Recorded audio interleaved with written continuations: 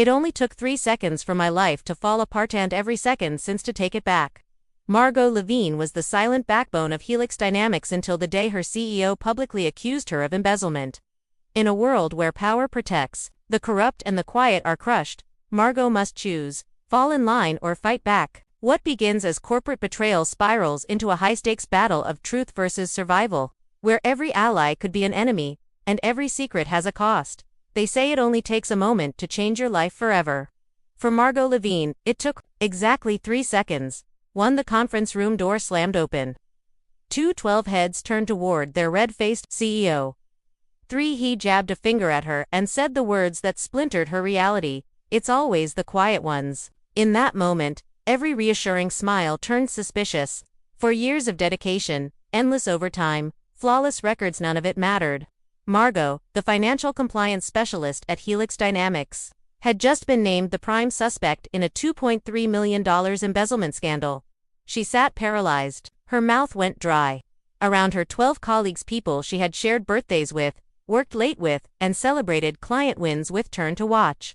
Their faces transformed. What was once camaraderie was now suspicion, and in Richard Blackwell's booming accusations, Margot was no longer a colleague, she was a criminal. But behind those quiet eyes, Margot had seen too much. Months ago, small discrepancies in the financial logs had set her instincts on edge. Rebuffed by her supervisor, she'd started quietly documenting everything's files, screenshots, and recorded meetings. What began as a habit turned into a secret archive, and what she uncovered pointed not to a careless mistake but something far more sinister. Someone was siphoning funds using microtransactions. Someone powerful. That someone was Richard Blackwell. When Richard had reassigned her to the Special Projects Division 8 months earlier, she'd thought it was a promotion. In hindsight, it had been a setup. He needed a scapegoat. She had been the perfect candidate, quiet, meticulous, invisible. That day in the conference room, Richard stood at the head of the table with a spreadsheet projected behind him. A glaring red number blinked on the screen, $2,367,412. Someone in this room is stealing from my company, he growled.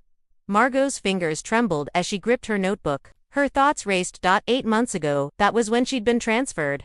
That was when it started. Richard's voice dropped lower. That venomous calm that always preceded a storm. My auditors have traced clever, almost undetectable microtransactions, and someone in this room signed off on all of them. The air thickened. Margot's co-workers, Devin from marketing, Amara from client relations, Terrence, the silent tech genius, Lucia, the all-knowing office manager, and others were all part of the special projects team. Each of them froze in place, unwilling to speak. Check her computer. Dominic, their team lead, muttered. Already done. Richard smirked. Found plenty. Margot's heart plummeted. It was all staged. This wasn't an investigation. It was an execution. You know that moment, when fear turns to clarity. When does your body stop trembling because you've hit the bottom and there's nothing left to lose? Margot reached that moment with slow precision. She reached into her bag and pulled out her phone. Sir, she said, voice steady, you might want to see this. Richard rolled his eyes. A confession? How thoughtful. Not exactly. She unlocked her phone and handed it to him. On screen was a video file. The audio began to play. Richard's voice echoed through the room, giving her instructions to modify client invoices. He claimed it was to fix errors or balance books. Each time, she'd done it and saved the original data. As he watched, the blood drained from his face. You recorded our meetings, he rasped. One-party consent state, she said calmly. And yes, I documented everything. 10 months worth, including the 6 times you asked me to alter records. The room was still. No one breathed. These are confidential business matters, Richard barked. You violated policy. Interesting, that's your concern, Margot said, her voice rising. Not the $2.3 million in fraud. Not the false accusation you were about to press. Just your policies. Richard turned to the rest of the team, everyone out. Except Margot. No one moved. Dominic stood. I think we should stay. Eyes turned to Margot, then back to Richard. His face contorted with rage. His phone buzzed. He looked down and went white. This meeting is over, he snapped. We'll discuss this privately. No, Margot said, rising. We won't. Her hands stopped shaking. She was no longer afraid. Everything's backed up to 3 locations. One of them is my lawyer, and I've already contacted the authorities. The real ones. 20 minutes later, the FBI walked in. They took Margot's phone. They took her folder. They asked her questions. And they took Richard Blackwell out of the building. No handcuffs, just the slow, humiliating walk of a man stripped of power. You'll regret this, he whispered to her as he passed. Nobody hires whistleblowers. Maybe he was right. The company spiraled. Executives resigned. Auditors invaded every department. The special projects team was placed on leave. Margot spent weeks applying to jobs, hearing nothing. Richard's words haunted her. Then Amara called. The board is firing more people, she said. They found emails proof that the fraud went deeper, and they want to talk to you. To me, they said your name specifically. Margot wasn't sure if it was a trap. But she dressed in her best outfit, squared her shoulders, and walked into the boardroom. 7 people stared at her, the very people who once overlooked her, who let Richard reign unchecked. Miss Levine, said Diane Mercer, the board chairwoman. We want to thank you. What you did protected the company from worse consequences. She said nothing. Let silence do its work. We've completed an investigation, said Lawrence Chen, general counsel. The fraud goes back 18 months. 7 executives were involved. 4 resigned, 3 are fighting termination. Margot's throat tightened. Her team had suffered because of this. Their reputations had been dragged through the mud. What happens to them? She asked. That's why we wanted to speak to you, Diane said. We need to rebuild and we want you to lead the new financial compliance division. It was the kind of role Margot had never been considered for. A director-level job. Full authority. Why me? She asked. Diane hesitated. Because we need someone with unimpeachable integrity. Someone who did the right thing even when it was hard. Translation, they needed her credibility to save themselves, and if I say no, you'll get severance. References, an NDA. Margot smiled. No NDA. That stunned them. I won't disparage the company, but I won't sign away my voice. They negotiated for 45 minutes. In the end, Margot got everything she asked for. Public exoneration of her team, hiring authority over finance, Richard's office, no NDA. She walked out not just with a job, but with respect. That Monday she moved into the office where Richard once plotted her downfall. She touched the desk, sat in the leather chair, exhaled. Lucia entered with a plant. Hard to kill, she said. Like your career. Margot smiled. You stood up for me. I want you as my second in command. Me. I'm not in finance. You're observant, loyal, organized. I need people I can trust. Margot had been underestimated her entire life, but now, she was the one choosing, rebuilding, leading. And in the shadows of Helix Dynamics, something deeper still waited to be uncovered, because Richard Blackwell wasn't the only one hiding secrets, and Margot Levine had just begun to look. The sunlight streaming through Richard Blackwell's former office couldn't quite chase away the ghosts of what had happened there. Margot Levine ran her fingers along the polished desk, the same one he had used to destroy reputations and manufacture lies. Now, it was hers. The office felt too large, too hollow. A monument to victory. Yes, but also to the price paid for it. Lucia entered, balancing a small potted plant in both hands. Office warming gift, she said. Hard to kill. Even for someone who forgets to water it. She set it on the corner of the desk. Like your career. Margot chuckled. A genuine sound, unforced. Thanks, she said. That means a lot. And Lucia turned. I want you to be my second in command. Lucia blinked me. Margot, I'm not. I don't have a finance background. I don't care. You're observant, loyal, and most importantly, you stood up for me when it would have been easier not to. Lucia hesitated, then nodded. All right, I'm in. Over the next week, Margot buried herself in work.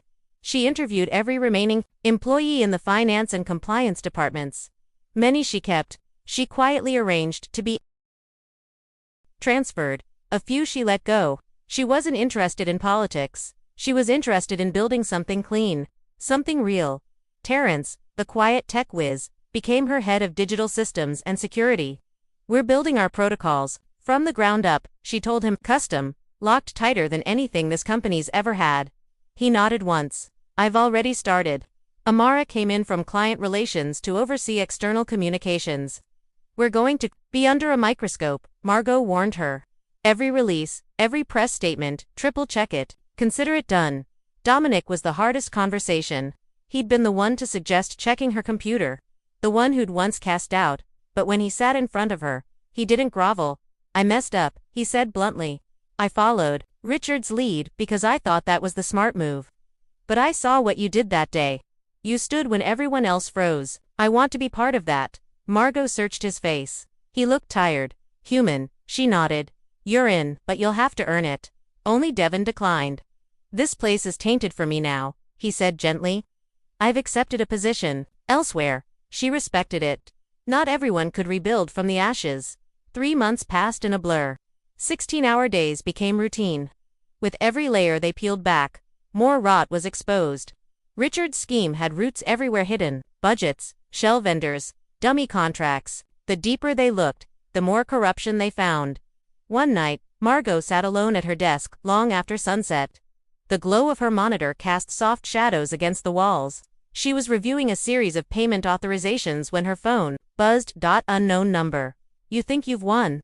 Enjoy it while it lasts. She stared at the screen. Her heart thud dead. There was no name, but she knew. Richard. Her hands shook as she forwarded the message to Lawrence, the general counsel. He replied almost immediately. We'll handle this. Richard's under investigation by 3 federal agencies. This only makes him look worse. Still, Margot couldn't shake the unease. That night, in her apartment, every creak of the building made her jump. She triple-checked the locks. Slept with the light on. Her mind spiraled with possibilities. What if Richard had allies still inside the company? What if someone was watching her, following her? The next morning, as she arrived at Helix Dynamics, a second message flashed across her phone. Not Richard. A news alert. Former Helix Dynamics CEO Richard Blackwell arrested on multiple fraud charges. She tapped the headline. There was his mugshot, unshaven, hollow-eyed, nothing like the snarling man who'd pointed his finger at her in the conference room. The article cited the FBI's findings. Multiple layers of fraud. Evidence traced to 2 other companies Richard had previously led. This wasn't his first scheme. Just the first time he'd been caught. That evening, Margot stepped into the elevator just as Diane Mercer, the board chairwoman, entered.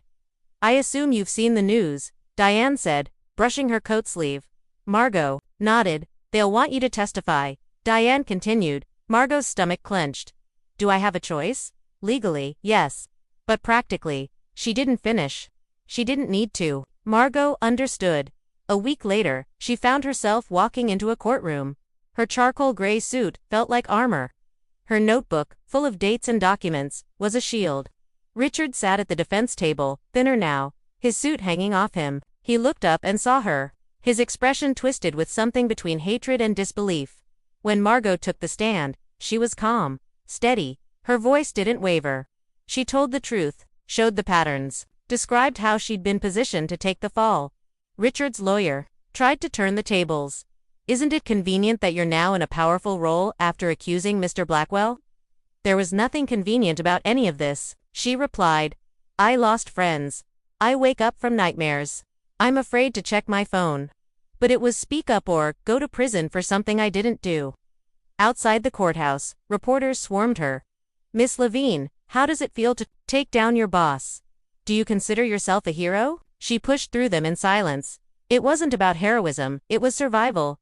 6 months after the accusation, Richard Blackwell pleaded guilty. Fraud, conspiracy, intent to flee. 8 years in federal prison, Helix Dynamics survived, though scarred. Clients were lost. But slowly, new ones came, drawn by the transparency protocols Margot's team put in place. Internally, they were known as the Levine Protocols. Her team, Lucia, Terrence, Amara, Dominic, they weren't just colleagues now. They were a unit. They'd rebuilt trust from rubble. Margot led them not with bluster or titles, but with empathy and precision.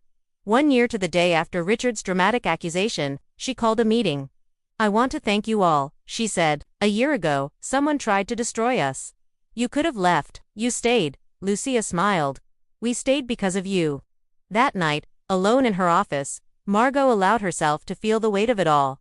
She hadn't asked for power. Hadn't wanted recognition. She just wanted to do her job with integrity. But she'd been forged in fire. The woman who once feared confrontation now stood unshaken. 2 years later, she was promoted to Chief Financial Officer. The day the announcement went public, an envelope arrived at her home. No return address. Inside was a single newspaper clipping about her promotion. Scrawled across the top, in Richard's handwriting, "Congratulations, you won." She tossed the note into the fireplace. Some victories don't need acknowledgement. Sometimes, living well is the best revenge. Margot Levine's promotion to CFO had stirred the business world. Industry blogs dubbed her the whistleblower who rose, while others speculated whether she'd eventually lead the entire company. But for Margot, the attention was suffocating. She didn't crave headlines, she craved normalcy, and yet, normalcy had become a stranger. Each morning she stepped into her new corner office. The sun slicing through its massive windows felt less like illumination and more like interrogation. She was the company's conscience now. And that meant every decision she made, every number she signed off on came under a microscope. 3 weeks after her promotion, Margot was in a board meeting when she noticed a name on a new supplier contract, Hawthorne Acquisitions. The figure was unusually large. A red flag. Who approved this? She asked, her voice calm but edged with suspicion. The room hushed. The new chief operating officer, Everett Grange, flipped through his binder. "It's a standard third-party vendor," he said. "Due diligence was performed." "Not according to our internal protocols," Margot said. She tapped the document with her pen. "There's no trail, no verification of ownership. No project manager assigned." Grange smiled tightly. "I believe your team already signed off." They didn't. There was tension in the air now. Grange sat back. "Are you accusing someone of misconduct?" "I'm saying we don't make assumptions anymore. Not after what this company's been through." Later that day, Margot brought the file to Terrence. "Can you trace this?" she asked. He frowned. "Hawthorne Acquisitions. Weird. It's clean on paper, but I'll dig deeper." 3 days later, he returned with a grim look. "It's a shell company. Registered in the Caymans. Same signature pattern Richard used." Margot's stomach dropped. "You're saying?" "I'm saying someone inside is trying to restart the scheme." Panic clawed at her throat. It had taken everything to bring Helix back from the edge. Now, someone was trying to drag it into the shadows again. "Does Grange know?" she asked. Terrence hesitated. "He might. He signed off on 2 other contracts linked to Hawthorne subsidiaries." Margot stared at the wall. Her thoughts in a storm. "We need to be careful. Discreet. Document everything." That night, Margot couldn't sleep. Her phone buzzed just past midnight. A message. No sender. "You should have stayed quiet." The chill it brought was all too familiar. She forwarded it to Lawrence again. The next morning, Lawrence called her into his office. "This is getting dangerous. You need security." "I need answers," she said. "This company is still bleeding somewhere." But Lawrence insisted. Within 48 hours, Margot had an assigned security detail. Despite the tension, Margot's team remained solid. Lucia kept operations smooth. Amara managed the board's nerves. Dominic had become a quiet rock, running audits with a level of obsession Margot once had to keep hidden. Then came the internal whistleblower report. Anonymous. Margot read the first lines and felt her pulse spike. Multiple contracts signed under executive override. Key patterns match historical fraud. Cross-reference Grange. Attached was a spreadsheet more shell companies. Hidden clauses. Cross-invoices. Terrence had missed some. They'd evolved. Margot called an emergency meeting with her core team. "Someone's running a second fraud ring," she said.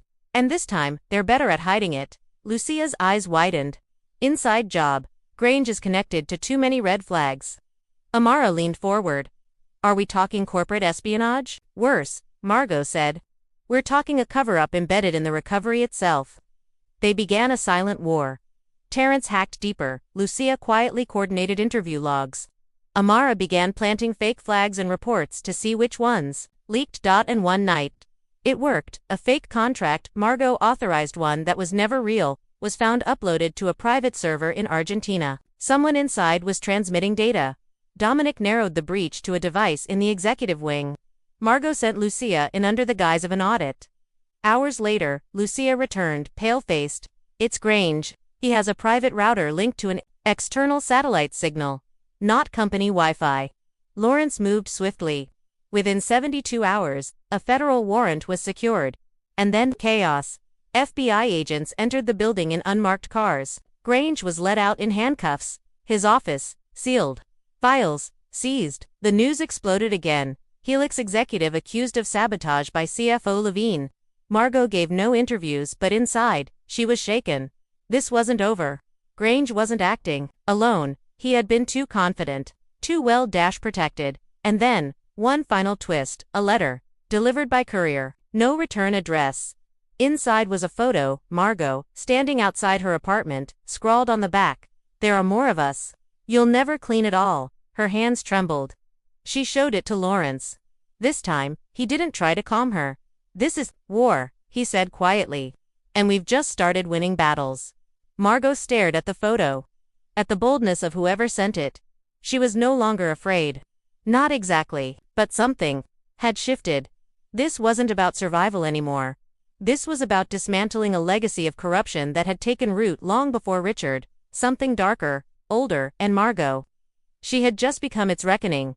The photo haunted Margot for days. She placed it in her drawer, locked it, and then installed 2 new security systems in her apartment. Lucia offered to let her stay with her, but Margot declined. If she ran now, whoever sent it would win. Fear had once silenced her, but no more. Helix Dynamics was once again under scrutiny. Investors demanded transparency. Board members were furious, embarrassed, and divided. And yet, amid the turmoil, Margot stood steadier than ever. She hadn't just uncovered a second fraud, she had become the firewall against it. With Grange gone, the company scrambled to fill the power vacuum.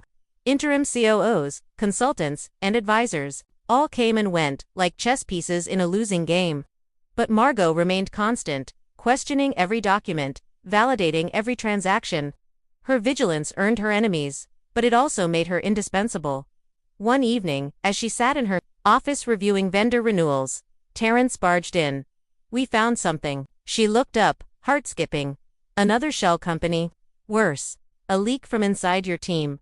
Margot stood. "Who?" Terrence hesitated. "Dominic." The words hit her like ice water. "No," she said, almost a whisper. "He's been passing intel to someone on the outside. We tracked his access logs. He's been encrypting file exports ones only you and I should have touched." Margot sank into her chair. Dominic, who had once accused her, later stood beside her in crisis. He'd seen her lowest point. And now they confronted him the next morning. Dominic didn't deny it. He looked tired, hollow. "I didn't want to," he said. "But they had my sister. They knew things threatened her. I didn't even know who they were at first. They said they'd stop if I helped get around the firewalls." "Who are they?" Margot asked. "I don't know. They don't use names. Just burner phones. Bitcoin drops.